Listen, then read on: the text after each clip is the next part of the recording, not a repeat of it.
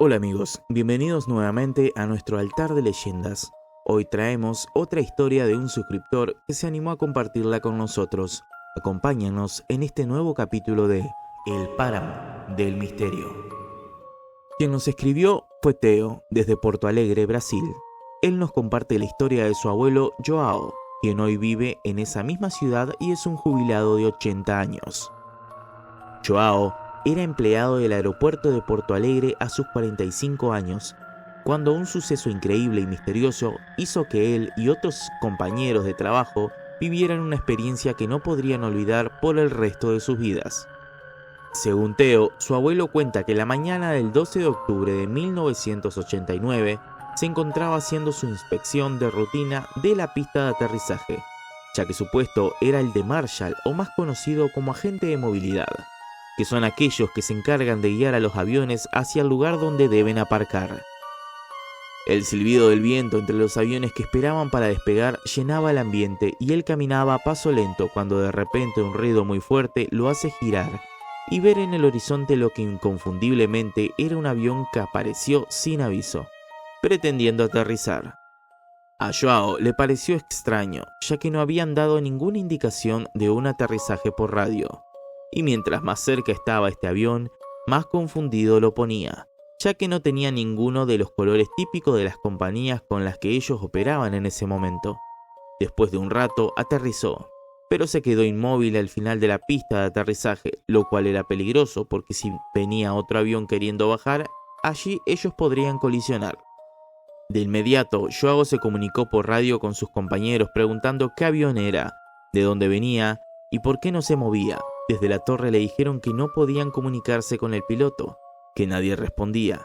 Supusieron que sería un vuelo comercial que tuvo que realizar un aterrizaje de emergencia. Asimismo, era extraño que ningún radar la hubiese detectado en el tráfico aéreo antes de verla llegar.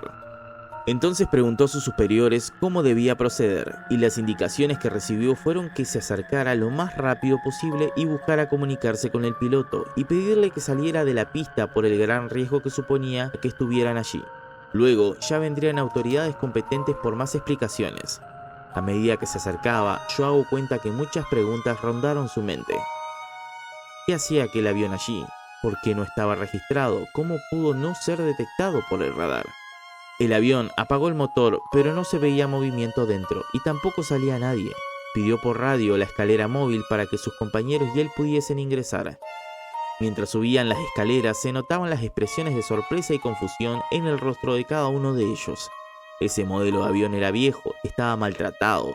Se notaba que le habían pasado los años por encima, sin mencionar que era más que notorio que no habían pasado las últimas inspecciones de seguridad porque incumplía con muchos de los protocolos de seguridad de la época.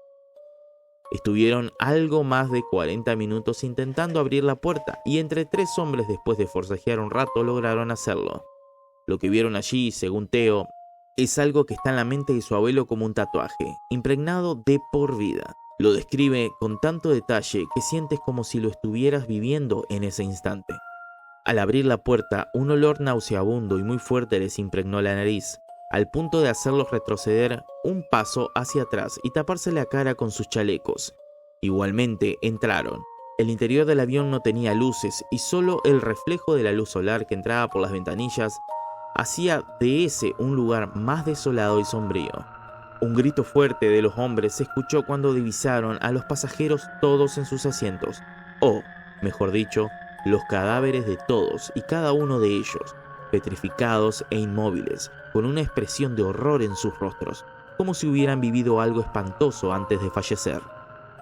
Despacio e incrédulo de lo que estaban viendo sus ojos, Joao siguió avanzando entre los asientos. En ese momento, su mente no era capaz de comprender lo que estaba frente a él. Era una película de terror de las viejas pasándole en carne y hueso.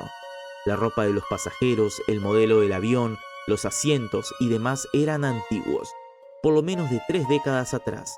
Ese olor que le generaba náuseas estaba tan contaminado por los gases de los cuerpos sin vida que hacía que le ardieran los pulmones.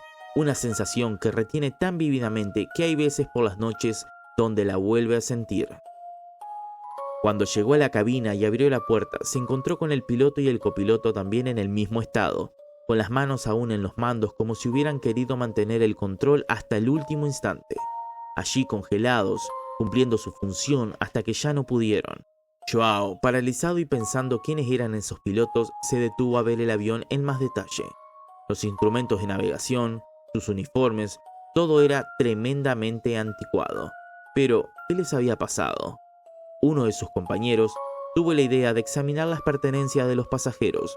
Buscaron pistas como de dónde venían o algo que explicara cómo un avión aterrizó sin nadie a bordo.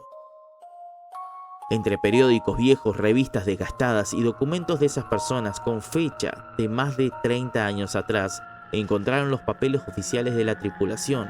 Así pudieron confirmar algo que era impensable, imposible realmente. Ese avión era el vuelo 513 de Santiago Airlines, que había desaparecido sin dejar rastro hacía más de 35 años. Según lo que decían, despegó de Alemania el 4 de septiembre de 1954 y desapareció en algún lugar sobre el Océano Atlántico. Y tras una larga investigación, las autoridades concluyeron que la aeronave se estrelló, causando la muerte de todos los pasajeros, y supusieron que sus restos, junto a los cadáveres de todos en él, se perdieron en las profundidades de dicho océano.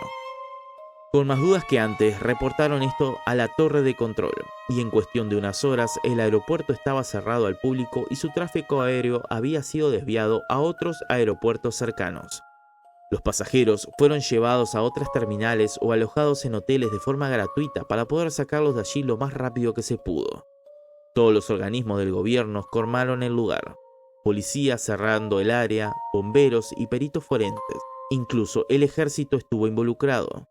Ellos llevaron a todos los testigos a una habitación y los dejaron allí por horas, incomunicados y sin noticias. Una detective lo fue llamando uno a uno para hablar, y ya los que salían de la habitación no volvían a entrar.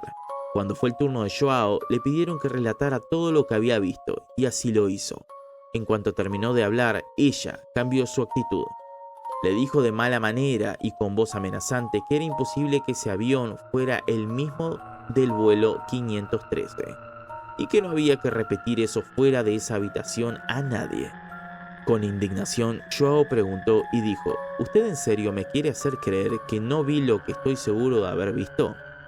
Estoy de acuerdo que no debe salir de aquí, pues causaría pánico en la gente por lo fuera de común de la situación.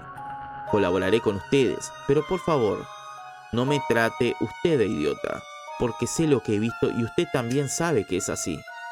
La mujer le dijo que confiarían en él y lo hicieron firmar unos papeles reafirmando que no diría nada. Y por lo que supo, después también lo hicieron con sus compañeros. Ese día se explicó en las noticias que el aeropuerto había sufrido un incendio y por eso se había desalojado y cerrado, y allí quedó el tema. Nunca más se supo nada ni se habló de ello. El gobierno se llevó el avión y no se sabe si descubrieron algo, pero se rumorea que personas de Estados Unidos vinieron y se hicieron cargo del tema. Es una historia fascinante y aterradora que sinceramente Theo cree verdadera, porque a pesar del paso de los años y el desgaste de la mente avejentada de su abuelo, cada vez que cuenta la historia no cambia ni una palabra y ni el más mínimo detalle. Incluso hace poco, Theo investigó el tema y encontró un periódico del 14 de noviembre de 1989 llamado The Weekly World News Tabloid que detalla lo sucedido.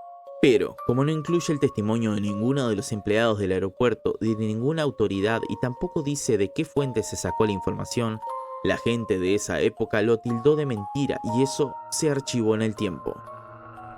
Si te gustó la historia de Theo y quieres compartir la tuya con nosotros para que aparezca en el canal, puedes enviárnoslas al correo elparamodelmisterio@gmail.com.